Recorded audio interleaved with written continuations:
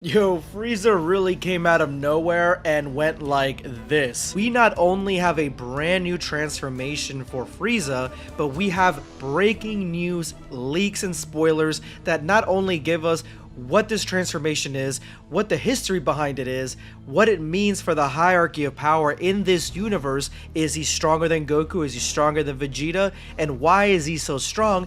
But we have a possible look of what it could look like and what the colors could be in real life without it being manga. But let's go ahead and dive into one of the wildest plot twists that I've ever seen in any Dragon Ball Super arc. The chapter begins with Goku and Vegeta promising each other to train even harder to beat each other in the race. They notice Granola fall on the ground due to the after effects from the attack he used to defeat Gas. Granola explains Goku and Vegeta that he exchanged his lifespan in order to get that power, and he thinks the attack from earlier has shortened it even more.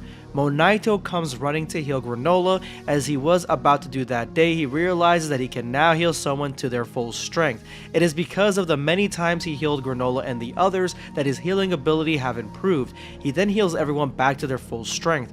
Meanwhile, Alec is frustrated as all his plans have flopped. He says he shouldn't have trusted the Dragon Balls. He then prepares to flee from the planet.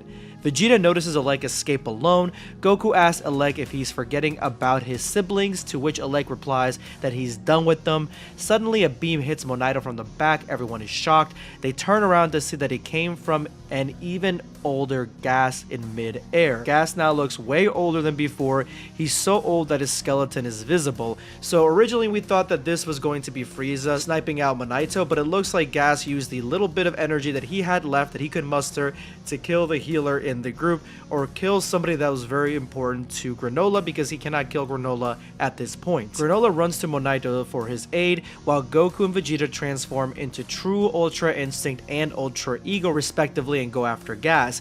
Gas smashes their heads together using telekinesis. As Goku and Vegeta get themselves together and prepare for Kamehameha Gallic Gun, Gas hits them with a huge ki blast followed by kicks. Gas' left cheek completely wears off. His left skull becomes more prominent. So Gas is technically melting in this state.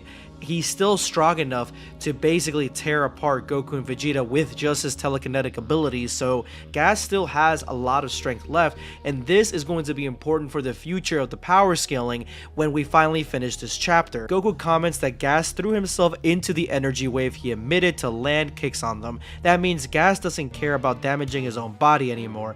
Vegeta notes that it's like they're not fighting a living person now, almost like they're fighting a zombie. Granola cries seeing Monaito die. He says he can't let him die on him, but he can't do anything to save him. Monaito says that his life already ended 40 years ago. His only purpose after that was to raise Granola to be a man. He thanks Granola for all the good time he spent with him and closes his eyes. Monaito is out of here. Goku in his True Ultra Instinct breaks Gas's left arm with a kick, but it doesn't bother Gas even a bit. He counters with a punch from his left arm, which sends Goku flying. Gas's left arm bone is now visible, so Gas is like literally a corpse, and he's damaging his own body with all these attacks but does not care. He still has the same potency with the attacks, but he's just hurting himself even further now because he's so weakened. Goku is shocked to see him move with the broken arm.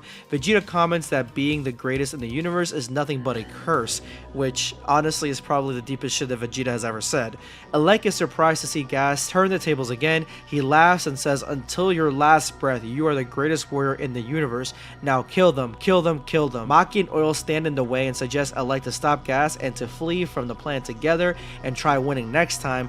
Alec slaps Maki, which sends her flying. Oil catches her. No! Okay, Alec fully deserves what's about to happen to him. Alec says, "I told you, there is no next time. Gas will soon run out of life. For him to become the greatest warrior in the universe, his life had to be cut short." Gas is shocked to hear Alec's words. He's surprised to know that he'll run out of life soon. I guess he didn't read the fine print on this wish. Gas stops hitting Goku and sees his face in a nearby river and can't believe what he looks like. Alec calls Gas incompetent for wasting time looking at the river. He tells him to finish them quick before he appears. Just then, a familiar figure drops on the ground. To everyone's surprise, it's Frieza on planet Cereal. While everyone's shocked, Alec has some different expression. Frieza penetrates into Gas's stomach and kills them, as we see Gas age older and turn into the skeleton in a second. Frieza smashes Gas' skull with his foot. Everyone is shocked. In this scene, this is probably one of the most brutal deaths of any villain, anyone in Dragon Ball in, I would say, years. This is the most gruesome death since Dragon Ball Z. Basically, Gas evaporates when Frieza plunges his arm through him. Now, whether this happens because basically Gas is destroyed at this point and just ceases to exist and dies almost like a vampire, or is it an attack that Frieza used? Maybe his energy is key, because remember, he's gonna have a brand new transformation. Did this erode Gas inside out, and that's why Gas is melting? So with Frieza's new transformation, does it come with some sort of brand new power, or has he unlocked a brand new power that erodes people from the inside out? Or is this just, again, Gas basically aging because his life is basically gone because of a finishing blow? I don't know, but to be honest, this honestly makes the entire arc, in my opinion, this death scene. It's so gruesome, it's so Frieza, it's just overkill kind of to a character that isn't really evil. He's just kind of like been brainwashed by his brother, but still, it just shows exactly where we're at on the tier list here, because Frieza Black, or Black Frieza, as you guys have probably seen him trending, this character, this brand new character, is stronger than a fully healed Goku and Vegeta in their ultimate states. And we're going to see more of that here in a second. Goku and Vegeta wonder how Frieza killed Gas with one shot. Frieza tells Elect that there must be a good reason why Elect called him to a distant planet. Elect tells him he's sorry that he called him here for business negotiations. It's a misunderstanding. So this part kind of confused me a little bit, but I think I know what was going on. I think that Elect bet everything on this wish, thinking that basically Gas is going to kill Granola, Goku, and Vegeta easily, and then once that it's over, he's going to lure Frieza to this planet and have Gas kill him.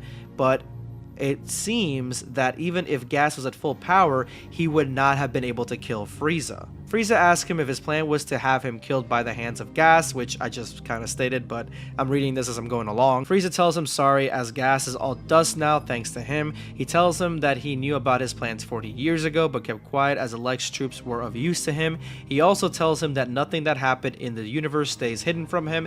He calls Elect the weakest among all the heaters. Elect tries to punch Frieza, which is a bad idea, but he grabs his hand and kills Elect with a blast.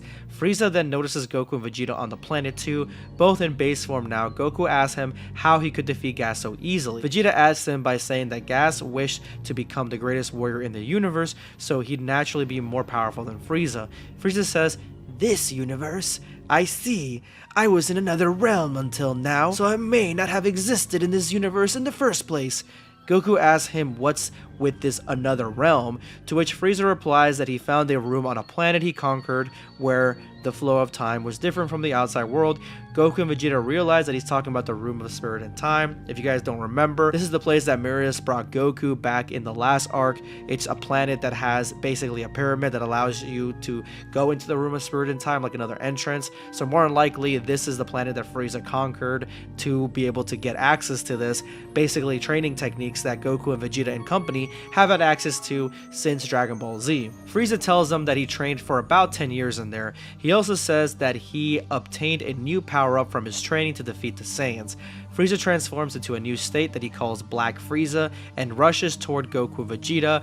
Both power up in their new forms and get ready. Frieza, with just one single punch, knocks out both UI Goku, or TUI Goku, and UE Vegeta. He then reverts back to his final form. "I wasn't here for you two this time, so I'll leave you two today," says Frieza, and calls his ship to leave the planet. Frieza informs about vacancies in jobs of kitchen staff and a waiter to Oil and Maki, and they decide to go with Frieza, probably realizing that there's nothing much left for them to do here. But it's still disappointing because I honestly wanted Maki and Oil to be part of the good guys, but it doesn't seem that's the case. Frieza leaves. Goku and Vegeta somehow get up and go near Granola and Monaito. Suddenly Monaito opens his eyes. It is Whis who has restored his life. Whis tells them that he's there to get Goku and Vegeta, as Beerus doesn't know how to make a cup of yakisoba. Goku invites Granola to come to Beerus' planet for training, but Granola refuses as he has to collect the Dragon Balls to restore the planet to its former state. Monaito says that he'll seal the balls after using this time, which I don't think is a smart idea. You need the Dragon Balls because now Frieza is the most powerful being in the universe. Vegeta gives Granola the Dragon Raider so he can find the balls easily. As Goku and Vegeta were about to leave, Monaito stops Goku and gives him Bardock's Scouter. Granola thanks Goku and Vegeta for all what they've done. Vegeta tells him to come to fight him any day on Earth, to which Granola replies that he'll visit for sure and would win against Vegeta. Vegeta looks forward to it. Whis takes them off planet. Goku asks him if Frieza is the greatest warrior that the Oracle Fish talked about earlier. Whis says he doesn't think so, but maybe somewhere in this universe a stronger warrior has been born. The chapter ends with the trio flying off into space as Goku is all set to start his intense training once they are done with the Kappayaki Soba, which is a fitting end for this manga arc where it just leads to food essentially with Beerus. But at the same time, this kind of shows that Whis is like a reset button. He brought back Monaito, which is my least favorite character, but ultimately I am kind of happy with the ending of this, but it feels anticlimactic in a way. Like it feels at the same time like we kind of wasted a lot of time with Granola and Gas and the Heaters, and it didn't really lead to anything because now Elec is dead and so is Gas. The only ones of the Heaters that are alive are Maki and Oil. But if you look at it also, we do have Granola still alive, but he doesn't have much time left. So is Monaito. Monaito is also still alive. So with that ending, I do think that we're basically in for a Avengers Infinity Wars type of ending here, because this is essentially what the end of Infinity War was. It's something that was so shocking that it basically leads up to the next thing, which was Endgame. So I think we're going into the next arc, which is going to be all focused around Frieza, because now Frieza is the most powerful in the universe. He is the most powerful in this universe with the capabilities of becoming more powerful. Frieza only needs to train a little bit to leap through bounds of power. He can train as much as he wants in this time chamber, and we don't know how long he can live. So he can basically train a lot for most of his life. Frieza is a deadly threat. This is a guy that basically can get as strong as he wants, and he is pure evil, and he basically wants to rule the universe 7, and may not even stop there. And I think that's the best direction that they can go. They can go where he himself cannot be stopped. And basically right now, Goku and Vegeta are not even close to being as strong as him, and this is a character that has vowed to destroy the planet Earth once and for all. So I believe that the next arc is going to be all about Frieza. Frieza's going to be the big bad, the Thanos of this new universe. I think that's what it's all been leading up to, which to me, I find it appropriate. It's believable. It's far more believable than Beast Gohan, although I would like to see Beast Gohan in the manga with a little bit more explanation to it, but it just fits. The Frieza part is the best part of the Granola arc, 100%. It is really cool, comes out of nowhere, it's really savage, and it's one of the best villains of all time, if not the best for a lot of people. And the fact that he just comes in like a G and does what he has to do, and then leaves. He leaves. He could have killed Goku and Vegeta right then and there. He's like, nah, I'll leave you here. I'll leave you here right now, and leave you here to soak in the fact that I can kill you at my leisure. It could start a multiversal war. A lot can happen now with Frieza leaping to that much strength and basically being the big bad of the next arc. I cannot wait. But I did tell you guys that an artist has created what he thinks is the best representation of what Frieza looks like, and this makes the most amount of sense to me.